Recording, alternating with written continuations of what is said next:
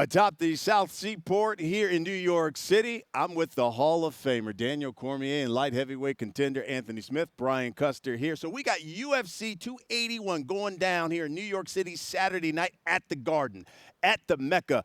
And, of course, the main card, you don't want to miss it, and you can buy it. All you got to do is go to espnplus.com/PPV. Prelims come your way at 6 o'clock Eastern. The main card at 10 o'clock Eastern, ESPN Plus PPV. Okay, DC, so let's talk about the main event. Israel Adesanya defending his middleweight title for the 6th time. He said this one is business and it's personal. Yeah, it has to be personal. You know, anytime someone beats you, it's personal, and you can say it, you can feel it, but you got to be the one that goes and change the result. Because the reality is, for as much confidence as the champion has in this new playground, the octagon, Alex Pereira still knows that in the fights, in the interactions, he has been the person that has gotten his hand raised both times. Not once, both times. But in those fights, there was a bit of controversy because in fight one, many people thought Izzy won that fight. Right. Yes. In fight two, Izzy was fighting well again. He had hurt Pereira in the second round, and then he got knocked out. So I think that Pereira needs to clear up the in-between because when they're just fighting, Izzy has shown that he can beat him. Maybe he doesn't finish the fights, but he does show that he can beat him. But Pereira, in the big moments, have been able to just end him or hurt him badly. And I think that is why so many are interested in this fight this weekend. You know, and if I'm Alex, you can't just rest on being able to knock him out because that's a terrible way to go into a fight. You don't want to just plan on being able to finish because if you can't finish, if Israel Adesanya is as magical as he's been up to this point and he just systematically continues to break people down and he jabs, leg kicks, gets him frustrated, gets him overextending, gets him reaching and chasing him, it's going to be a really, really long night for Alex Pereira. And that's what Israel Adesanya does best. He's got to realize that this isn't kickboxing either. This is a different fighter that you're facing. This isn't the same guy in Brazil that you fought, or this isn't the same guy that you fought the first time. Pereira said something to me today. What did he say? He goes, we talk about Israel Adesanya and how great he is. Right. He said, but if this fight turns into a kickboxing fight, when I beat Adesanya, he left. He went and fought MMA. This was 5 years ago. He goes, I stayed and became one of the best kickboxers of my generation. So if this becomes a kickboxing match in an octagon, who are you going to favor? The guy that kept kickboxing or the guy that's been learning grappling, been learning wrestling?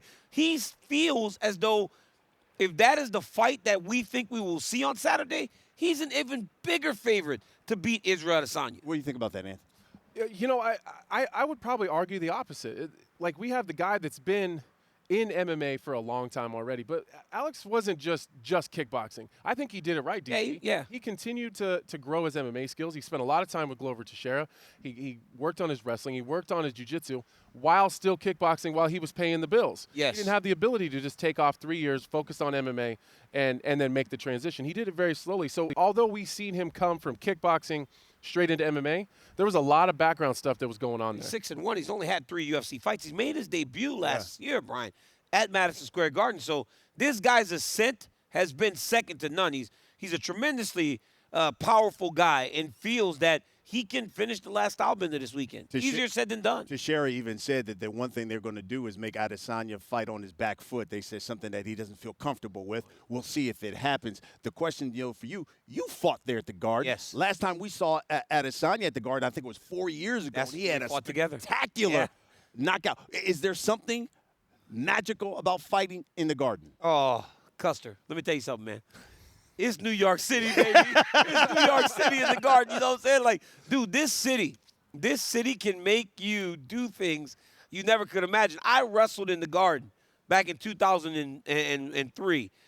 I went back. They brought me a picture that said Daniel Cormier raised in the Garden. It was me wrestling and me in the octagon standing in the elevator, right? So this city can really, like this arena, they always talk about the world's most famous arena. Yeah. Dude, Madison Square is second to none. It's old. It's a little dirty. Right. It's like it all adds to what it is to fight Madison Square. And you need a star at the top of the bill. And that is exactly what Israel Adesanya is. Okay, so then let's go to our co-main because you have Carla Esparza taking on Zhang Weili, and Esparza, of course, defending her title now for the first time. Talk to me about this fight here, and I'll start with you, Anthony. When you look at this, if you're Esparza, do you just try to make this a wrestling match and get her to the ground? You don't have a choice. You don't have. That's your only option, and I hate speaking in absolutes when it comes to MMA. But Carla Esparza cannot stand out there in distance with Zhang Weili. She can't. There's not a lot of girls or women in the division that could. And Carla Esparza is a fantastic wrestler. DC said it earlier that she slows fights down to a pace that her opponents don't want to fight at better than anybody in that division. And she's physically strong, and she's that's kind of where she's made her money. But she has got to close the distance. She's got to get in tight. She's got to wear it on her. She's got to slow the fight down to a pace that she can manage, because if it gets frantic and they start getting into these transitions where they're striking to wrestling to striking and they're back up and down, she'll just lose those exchanges. And I don't think that that's disrespectful at all to say that. I think her and her team are probably aware of that, DC. I think Joanna said, watch the spinning back fist. Oh, let me tell you something. Zhang Weili landed that spinning back fist. It was crazy. But, hearing Anthony speak from a very smart person's perspective, a person that is in the know, is the same perspective that a lot of people that just watch feel. And that's what Carla Esparza, she thrives off of that, right? Because so many of us, right, whether we're here, we're there, they all go, well, can Carla Esparza really do that? From when she fought Rose Namajunas to when she fought Yao Shannon. It's always like, well, she just doesn't have enough. And then she wins. And then she wins again. And and she keeps on winning. And she keeps on winning. So she almost thrives and builds off of people doubting what she can do. She's a bit smaller. She's not what they call, you get the sexy champion, the person that draws all eyes to you, Israel Adesanya, come out of The Undertaker. She's not that. So because of that, people tend to look past her. But she feels as though in the matchup, she does very well against Zhang Weili. She's confident, but she's very quiet. And she believes that because she's so reserved, people look past her. But this young lady has now become a 2-time strawweight champion. That's the toughest division in female fighting, and she has stood atop it twice. It's time to put some respect on her name, man. Carla Esparza going to slap somebody. If she keeps listening too much, she's going to slap me. I can't discredit Zhang Weili and her power, her athleticism. Bro, I said Zhang Weili the greatest athlete of all time ever, and everybody jumped on my throat.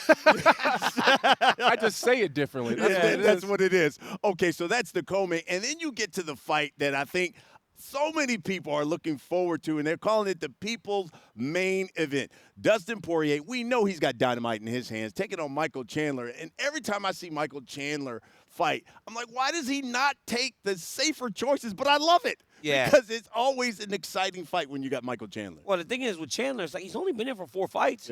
It feels like he's been there forever because he's been in such big fights. He's fought Justin Gaethje. He's fought Tony Ferguson, Charles Oliveira, and he's fought Dan Hooker in 4 fights. Now he got Dustin Poirier. He came over as a 3-time Bellator champion, a guy that you knew had skill, but you didn't know if he would fit into the UFC lightweight division. He has fit in.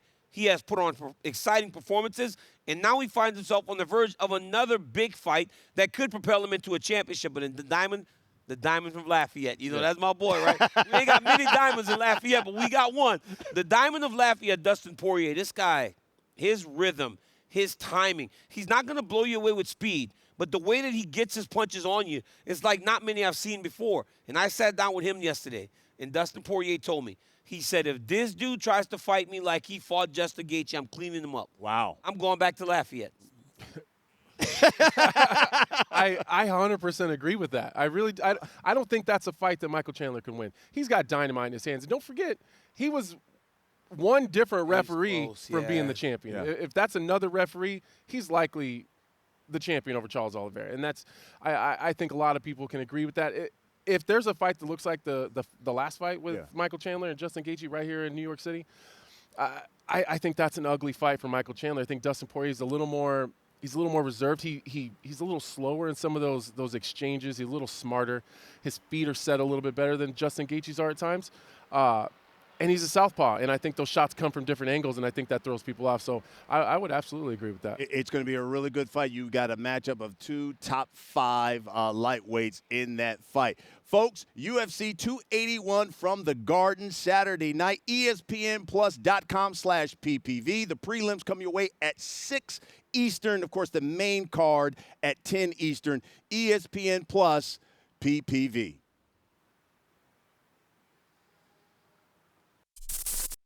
Thank you for watching ESPN on YouTube. For live streaming sports and premium content, subscribe to ESPN Plus.